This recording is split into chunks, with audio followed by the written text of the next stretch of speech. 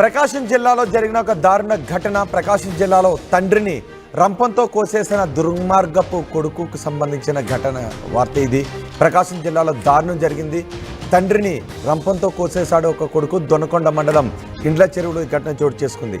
మద్యానికి బానిసైన కొడుకు తండ్రిని డబ్బులు అడిగాడు. తండ్రి డబ్బులు ఇవ్వకపోవడంతో తండ్రి ఏసయ్యను మరిదాసు రంపంతో కోసి చంపేశాడు. దీంతో రంపంతో దాడి చేయడంతో తండ్రి అక్కడికక్కడే చనిపోయాడు.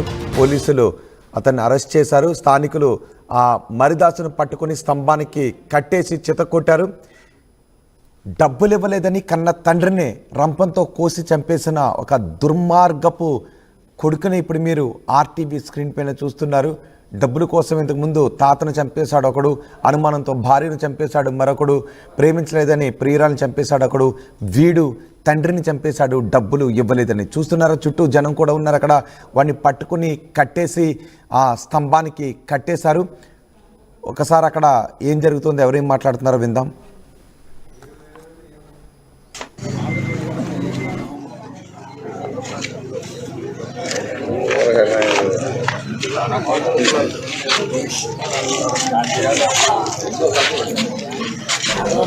ఇప్పుడు మీరు చూస్తున్న ఈ వ్యక్తి పేరు మరిదాసు. ప్రకాశం జిల్లా దొనకొండలో తండ్రిని అతి కిరాతకంగా రంపంతో కోసి చంపేసిన దుర్మార్గుడితను. డబ్బులు ఇవ్వలేదని మద్యానికి బానిసైన వీడు తండ్రిని డబ్బులు అడిగాడు. డబ్బులు మద్యానికి ఇవ్వలేదు అని రంపంతో కోసి చంపేశాడు. మా ప్రతినిధి శ్రీనివాస్ ఉన్నారు పూర్తి సమాచారం అందించడానికి. శ్రీనివాస్, అసలు ఘటనకు సంబంధించి పూర్తి సమాచారం ఏంటి?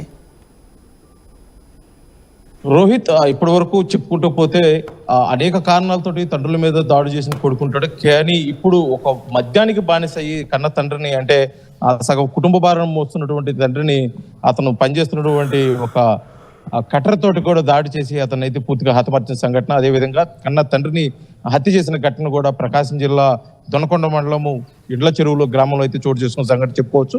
వివరాల్లోకి వెళ్తే అతను చిన్న కుమారుడు తోటి కలిసి మరీదాసు తోటి కలిసి, అతను చిన్న కుమారుడు మరీదాసు, ఇతను యేసు గత కొంతకాలంగా ఒకే నివాసంలో ఉన్నాడు. ఎందుకంటే మొదటి నుంచి కూడా యేసు అనే అతను రైల్వేలో గ్యాంగ్ మ్యాన్ గా వర్క్ చేస్తూ ఉన్నాడు. అతను రిటైర్డ్ తర్వాత కూడా చిన్న కొడుకుతోటి కలిసి ఉంటాం. చిన్న కొడుకు చిన్న చిన్న పనులు చేసుకుంటూ, అంటే గోడలు కట్ చేసే కట్టర్స్, అదేవిధంగా కటింగ్ యంత్రాలను ఉపయోగించి చేసే పనులు ఉన్నాడు. కాకపోతే ఈ క్రమంలో అతను పూర్తిగా మద్యానికి బానిసైన నేపథ్యంలో అతనికి డబ్బులు లేను అప్పుడల్లా కూడా అతని తండ్రిని అడగటం, అతని దగ్గర తీసుకోవటం, అతనితో గొడవ పడటం ఇలా తరచూ జరుగుతూ వచ్చేవి. కానీ గత రాత్రి మద్యం కోసం అవసరమైన డబ్బులు వాళ్ళ తండ్రి అడిగితే ఇవ్వలేదని చెప్పేసి కొంత ఘర్షణ వాతావరణం కూడా నెలకొంది. ఎందుకంటే స్థానికులు చెబుతున్న ప్రకారము వాళ్ళిద్దరు అరుచుకున్నారు, ఒకరిపై ఒకరు కూడా కొట్టుకునే స్థాయికి వెళ్ళింది. ఇది మనసులో పెట్టుకున్న మరీదాసు నిర్దిష్ట సమయంలో, అంటే రాత్రి అంతా ఏం లేదు, ఉదయకాల సమయంలో మళ్ళీ బయటికి వెళ్ళి మద్యం సేవలు సేవించాలనే ఉద్దేశంతో కూడా ఏకోజామున, అంటే సుమారు 4 గంటలు 5 గంటల సమయంలో కూడా అతను పనిచేస్తున్నట్టే అతను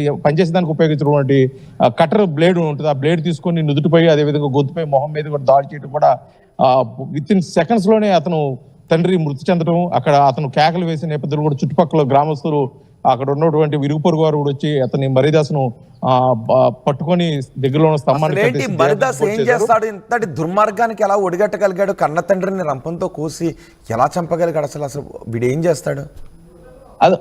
అతను మరీదాసు మొదటి నుంచి కూడా మద్యానికి బానిస అవ్వటం, ఆ విధంగా ఈ కూలినాలు పనులు చేసుకుంటాం. ముఖ్యంగా అయితే ఈ కట్టర్స్ తోటి, అంటే గోడలు కట్ చేయటం, అంటే కరెంటు పనికి సంబంధించిన గోడలు కట్ చేయటం, ఐరన్ కట్ చేయటం, ఇలాంటి పనులకు వెళ్తుంటారని చెప్పి స్థానికులు చెప్పారు. దానికి సంబంధించిన యంత్రాలు ఇంట్లో ఉండటం, ఆ యంత్రాలు ఉపయోగించే దానికోసం అక్కడే పెట్టుకొని ఉన్నాడు. అది హత్యకు ఉపయోగించినట్టు అయితే తెలుస్తుంది రోహిత్. ఎందుకంటే అతను రాత్రి జరిగిన గొడవను మనసులో పెట్టుకున్నాడు, మద్యానికి పూర్తిగా బానిసాడు. మొదటి నుంచి కూడా యారగంట కంటే అగ్రెసివ్ గా ఉండే అతను మరీదాసు ఇది మనసులో పెట్టుకుని వేకోజాను ఒక ప్లాన్ పథకం ప్రకారం కూడా అతని తండ్రిపై దాడి చేశాడు.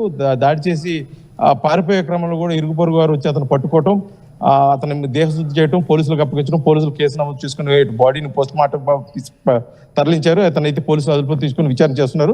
కానీ గతంలో కూడా తండ్రి కొడుకుల మధ్య ఇటువంటి గొడవలు జరిగాయి. కానీ ఎప్పుడు ఇంతటి పరిస్థితికి అయితే రాలేదు. ఒకరిపై ఒకరు అరుచుకునే వాళ్ళు, మధ్యమతలో కొడుకు తండ్రి మీద దాడి చేయడానికి కూడా ప్రయత్నించే వాళ్ళు అప్పుడు ఎవరొకరు అడ్డం తీయడం జరిగేది. కానీ రాత్రి సమయంలో, అంటే అందరు నిద్రపోయారు, అంటే ఏకోజామున, అంటే 4-5 గంటల సమయంలో ఎవరు ఉండరు అన్న ఒక ఆలోచనతోటి మరీదాసు ఒక ప్లాన్ ప్రకారమే తండ్రిపై దాడి చేశాడు. ఇది రాత్రి జరిగిన గొడవ దీనికి ప్రధాన కారణం. ఆ గొడవకు ప్రధాన కారణం ఏంటంటే ఇతను మద్యానికి బానిస అవటం. ఎందుకంటే ఎప్పుడు మద్యం మత్తులో ఉంటాడు, వెళ్ళి వచ్చే కూలికి నాలుగు వెళ్ళి వచ్చే డబ్బులు కూడా ఆ మద్యానికి సరిపోవటం, ఆ తరచూ తండ్రికి కొడుకులకి మధ్య గొడవ జరగటం, ఇవన్నీ మనసులో పెట్టుకొని మర్రిదాసు ఆ తండ్రిపై దాడి చేశారు. అదేవిధంగా గతంలో చిన్న చిన్న కుటుంబ నేపథ్యం ఆ విషయాలు కూడా ఉన్నాయి. కానీ తప్పని పరిస్థితులు ఇద్దరు ఒకే ఇంట్లో ఉండాల్సి వచ్చింది. ఇవన్నీ కూడా ఒకసారిగా అతని మనసులో మెదిలిన సందర్భంలో కూడా అందరూ నిద్రపోయి, అంటే వేకువజామున ఉదయం పూట 4-5 గంటల సమయంలో అతని మీద దాడి చేయడం, అక్కడే హతమార్చడం కూడా జరిగింది. కానీ ఈ దాడి ఉద్దేశపూర్వకంగా చేశాడా లేకపోతే మద్యం మత్తులో చేశాడా అనే మటుకి పోలీసులు విచారణ తేలాల్సింది. మొత్తానికి జరిగిన సంఘటన ఆ మరిదాసును పట్టుకుని స్తంభాన్ని కట్టేశారు. ఏమంటున్నాడు అక్కడ కట్టేసినప్పుడు? ఏమన్నా పశ్చాత్తాప పడుతున్నాడా? ఏమి లేదు, అప్పటికే అతను మద్యం మత్తులో ఉన్నాడంటే ఎక్కువజామున అంటే మద్యం సేవించాడా లేకపోతే మరి ఇంకేదైనా గంజా లాంటిది ఏదైనా సేవించాడా, అసలు ఏ మత్తులో ఉన్నాడో తెలియదు. కానీ కట్టేసిన సమయానికైతే మరిదాసు పూర్తిగా మత్తులో ఉన్నాడు. ఆ మత్తు విడవలేదు. విడిపించుకునే విశ్వప్రయత్నం చేసినప్పుడు కూడా స్థానికంలో ఉన్నటువంటి వారు మడికి పూర్తిగా గట్టిగా పట్టుకొని ఆ తండ్రిని హతమార్చారు. దానికి తోడు చుట్టుపక్కల ఉన్న వారు కూడా కొంతమంది బంధువులు ఉండటము, ఈ హత్య చేశారనే సంఘటన ఒకసారిగా వాళ్ళు జీర్ణించుకోలేని పరిస్థితుల్లో మరిదాసుకి అయితే పూర్తిగా దేహశుద్ధి చేశారు. దేహశుద్ధి చేసి అతని మీద ఉన్న కోపాన్ని తట్టుకోలేక అతనికి కూడా పూర్తిగా కూడా అంటే చిన్న పెద్ద తారతమ్యం లేకుండా ప్రతి ఒక్కరు కూడా అతన్ని కొట్టి పోలీసులకు సమాచారం ఇచ్చి పోలీసులకైతే అతను అప్పగించడం జరిగింది. కాకపోతే ఇంత జరిగినా కూడా మరిదాసు ఆ మత్తులో ఉన్నట్టు ఎటువంటి పశ్చాత్తాపం కానీ అతను ఏం చేశాడు, హత్య చేశాడా అని ఒక కోణంలో కానీ ఎటువంటి బాధ లేకోకుండా నిమ్మలంగా ఉండటం మటుకి స్థానికులు అయితే కొంత కలవర పెడుతుంది. ఎందుకంటే మద్యం మత్తుకి బానిస అయినాడు మొదటి నుంచి ఇటువంటి గొడవలు జరుగుతుంటాయి. ఎప్పుడు మద్యం మత్తులో ఉంటాడు, ఇరుగు పొరుగు వారితో గొడవలు పెట్టుకుంటారు, కొద్దిగా యారగంటగా ఉంటాడు. ఇటువంటివి ఉన్నాయి తప్పితే ఇలా హత్య చేస్తారని మటుకి ఎవరు ఊహించలేదు.